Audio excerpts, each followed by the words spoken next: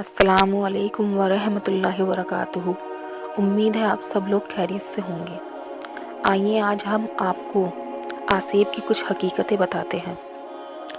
آسیب، جسے ہم ہمزاد بھی کہتے ہیں، انسان کے مر جانے کے بعد جب اسے ہم قبر میں دفن کرتے ہیں اور جب وہ قبر میں دفن کیا جاتا ہے تو ہمزاد دفن ہونے سے رہ جاتا ہے اور پھر وہ ایسے لوگوں کے بدن میں گھستا ہے جن کا خون ان کے موافق ہوتا ہے اور گھس کر پریشان کرتے ہیں۔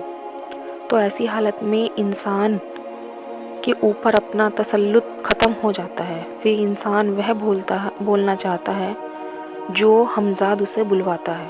بعض مرتبہ تو ایسا ہوتا ہے کہ گہری خبریں بھی معلوم کی جاتی ہے، جھوٹ بھی بولا جاتا ہے، اور ایسا ہوتا ہے کہ غلط سلط خبریں بھی بیان کرتا ہے۔ بعض مرتبہ لوگ آسیب زدہ سے اپنے اور اپنے متعلقین کے حوالات سے کچھ ایسی باتوں معلوم کرتے ہیں جیسے کسی کے شریر میں کوئی مرض ہو یا آسیب ہے یا جھوٹ موٹ، بہت کچھ باتیں وہ اپنی بھی طرف سے بتاتا ہے۔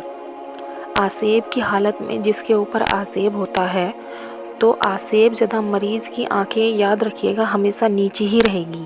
وہ نظروں سے نظریں کبھی نہیں ملائے گا، بلکہ آنکھیں نیچی ہی رکھے گا، جیسے وہ کسی عدالت میں کسی حاکم کے سامنے شرمندہ ہوتا ہے۔ آسیب کی عملیات یہ بھی ہوتی ہے کہ کوئی دوا اثر نہیں کرتی اور اس شخص کے اندر جس کے اندر آسیب ہے اس کا مرض جو ہے وہ بڑھتا چلا جاتا ہے اور وہ بیماری کی شکل اختیار کر لیتا ہے۔